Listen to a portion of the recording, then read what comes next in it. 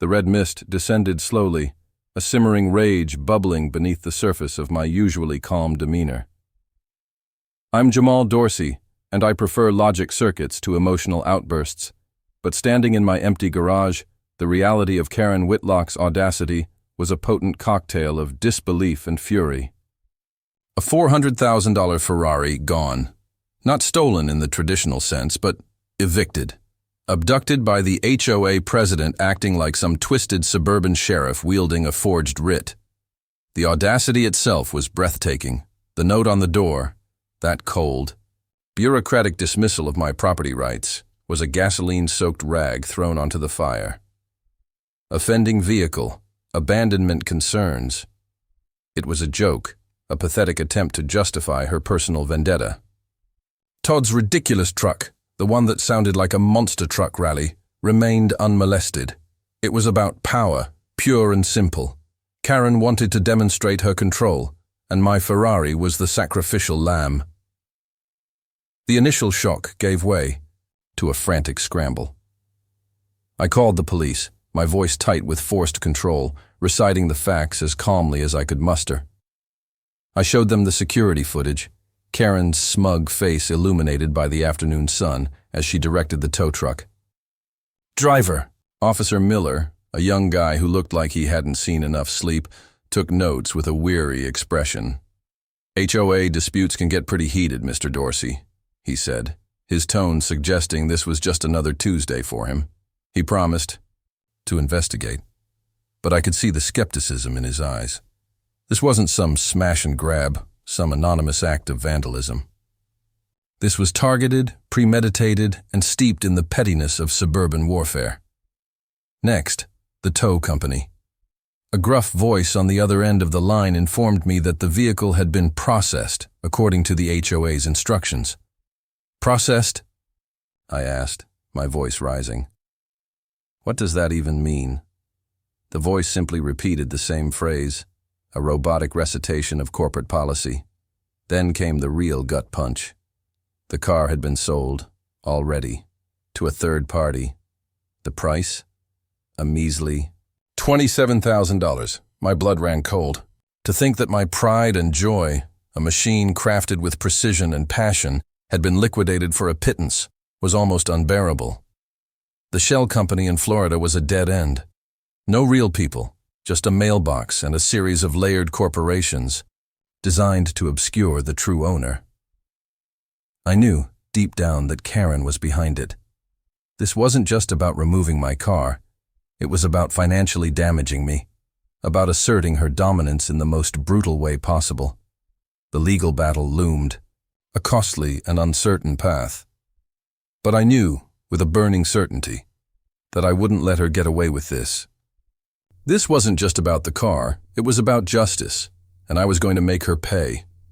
The legal process felt like wading through molasses. My lawyer, a sharp-dressed woman named Ms. Evans, was confident, but the wheels of justice grind slowly. The civil suit against the HOA, and specifically Karen Whitlock, was filed quickly, but the initial responses were frustratingly evasive. Karen, through her own lawyer, argued that the HOA had acted within its rights, citing the fabricated Emergency Code Enforcement Powers Clause. They even had the gall to claim that I had abandoned the vehicle and that its removal was necessary to maintain property values. The forged signatures from the other board members were a blatant crime, but proving it beyond a reasonable doubt was a time-consuming process. Ms. Evans advised me to be patient, to gather all the evidence, and to let the legal system work. But patience was a virtue I was finding increasingly difficult to summon. The deposition with Karen was a masterclass in passive-aggressive denial. She sat across from me, her face a mask of polite disdain, denying any personal animosity towards me or my car. She portrayed herself as a concerned citizen, acting solely in the best interests of the community. The fabricated document, she claimed, was a simple oversight, a clerical error.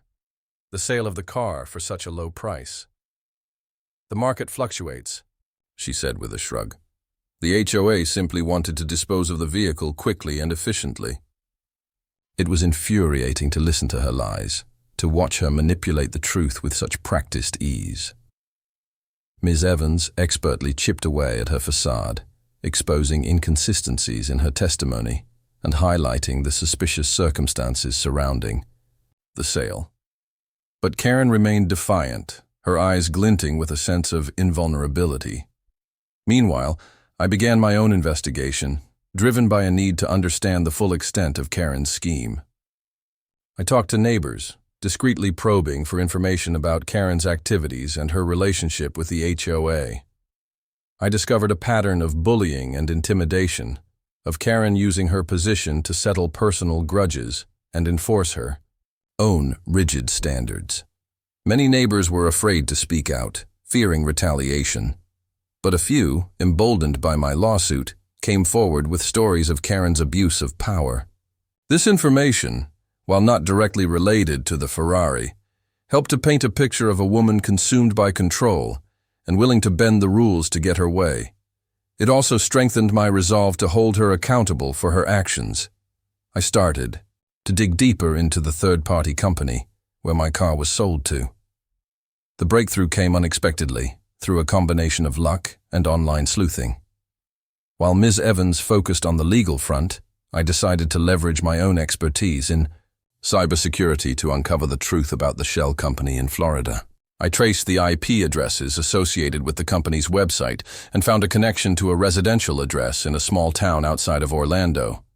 The address belonged to a young man named Fred Whitlock, Karen's nephew. Bingo Fred, it turned out, was not the sharpest tool in the shed. A 23-year-old college dropout with a penchant for fast cars and a history of reckless behavior, he was exactly the type of person Karen would use as a pawn in her scheme. I scoured Fred's social media accounts, and it was like hitting the jackpot. There were photos of him posing with the Ferrari, videos of him racing it through the streets, and even a TikTok account dedicated to his exploits behind the wheel. Then I found the Holy Grail, a video of Fred attempting to drift the Ferrari in a Walmart parking lot, losing control and crashing it into a shopping cart corral. The car was totaled. The video, titled, "Ferrari Fred Destroys His Uncle's Car," went viral almost instantly. The internet, as it often does, had a field day with the story. Fred was mercilessly mocked, and Karen's role in the whole affair was quickly exposed. The hashtag #Karen Whitlock quickly gained traction, and her reputation was ruined. The evidence was irrefutable. Karen had used her position to illegally seize my car, sell it to her nephew for a fraction of its value, and then watch as he wrecked it in a spectacular display of incompetence. I presented the evidence to Ms. Evans, who was ecstatic. This was the smoking gun we needed to win the case. She immediately filed amended complaints, adding counts of fraud and conspiracy to the existing charges. The pressure was mounting on Karen, and I could feel the tide turning in my favor. Seeing my car wrecked, even in a video, was painful. It was like watching a piece of myself being destroyed. But it also fueled my determination to bring Karen to justice. She thought she could get away with this, that she could use her power and influence to manipulate the system and enrich herself at my expense. But she was wrong. I was going to make her pay for what she had done, not just financially, but also reputationally. The internet might forget, but I wouldn't. The public backlash against Karen was swift and brutal. The local news picked up the story, and she was bombarded with negative press. Her neighbors ostracized her, and her position as HOA president became untenable. She was forced to resign. In disgrace, her carefully cultivated image of civic virtue shattered. But I knew that this was just the beginning. I wanted more than just a public shaming. I wanted to see her held accountable for her crimes. While the civil suit continued to wind its way through the courts, I decided to take a different approach. I hired a private investigator, a former FBI agent named Mr. Peterson, to dig deeper into Karen's finances. Peterson was a seasoned professional, methodical and relentless. He began by scrutinizing the HOA's financial records, poring over bank statements, invoices, and expense reports. He quickly discovered a number of irregularities, including suspicious transfers of funds to a separate maintenance account that didn't appear on any official documentation. This account, it turned out, was being used to pay off Karen's personal credit card debt, fund lavish vacations, and even lease a second home 2 states over using a fake name. The evidence of fraud and embezzlement was overwhelming. I presented Peterson's findings to Ms. Evans, who immediately contacted the authorities. The FBI launched an investigation, and Karen quickly became the target of a federal probe. The walls were closing in on her. She knew that her carefully constructed facade was crumbling and that her carefully concealed secrets were about to be exposed. The legal battle was escalating beyond the Ferrari, beyond the HOA, into a realm of serious federal charges.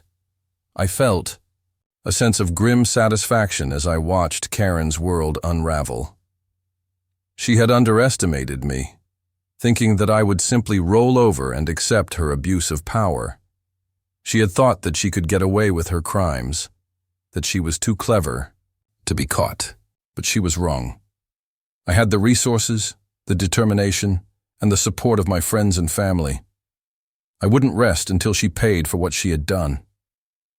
The wheels of justice were turning, slowly but surely, and Karen Whitlock was about to face the consequences of her actions. The federal investigation moved with impressive speed. The evidence against Karen was so compelling that the FBI quickly obtained a warrant for her arrest. The charges included fraud, embezzlement, wire transfers, and interstate theft. The potential penalties were severe, including significant prison, time, and hefty fines. The news of the impending indictment sent shockwaves through the community. Karen's remaining supporters abandoned her, and she was left isolated and alone. But then, something unexpected happened. The day before the indictment was unsealed, Karen disappeared. She packed up her belongings, closed her bank accounts, and vanished without a trace. The FBI launched a nationwide manhunt, but she remained elusive. It was as if she had simply ceased to exist. I was stunned. I had expected her to fight, to deny the charges, to try to manipulate the legal system one last time. But she had chosen to run, to abandon her life and her community rather than face the consequences of her actions. My initial reaction was disappointment. I wanted to see her in court, to watch her squirm as the evidence against her was presented, to hear her plead for mercy. I wanted to see justice served in a public and decisive way. But as I reflected on her disappearance, I realized that it was, in a way, a form of justice in itself. She had lost everything: her reputation, her home, her freedom. She was now a fugitive, living in fear, constantly looking over her shoulder. She would never be able to live a normal life again. The irony was not lost on me. Karen had tried to control my life, to dictate what I could and couldn't do with my own property. But in the end, she had lost control of her own life. She had become a victim of her own greed and arrogance. She had destroyed herself, and in doing so, she had inadvertently given me the closure that I needed. The civil suit was still ongoing, and I was confident that I would eventually recover the financial losses I had suffered. But more importantly, I had won. I had stood up to a bully, exposed her corruption, and brought her down. And that was a victory worth celebrating. Years passed. The civil suit eventually concluded with a substantial settlement in my favor, enough to more than compensate for the loss of my Ferrari and the legal fees I had incurred. The HOA underwent a complete overhaul, with new board members and stricter financial controls. The community slowly began to heal from the damage that Karen had inflicted. As for Karen, she remained a fugitive, a ghost in the machine. There were occasional rumors of sightings, whispers of her living under an assumed name in various parts of the country. But none of them were ever confirmed. The FBI continued to track her, but she always managed to stay one step ahead. One day, I received an anonymous package in the mail. Inside was a USB drive. I hesitated for a moment before plugging it into my computer. On the drive was a single file, a video. I clicked play. The video showed Karen looking haggard and worn, sitting in a dimly lit room. Her voice was barely a whisper. "Jamal," she said, her eyes filled with a mixture of regret and defiance. "I know you'll probably never forgive me for what I did, but I want you to know that I regret it. Not because I got caught, but because I hurt you and the community. I was wrong. I let my ambition and my desire for control consume me. I became the very thing I despised." She paused, taking a deep breath. "I'm not asking for your forgiveness. I know I don't deserve it.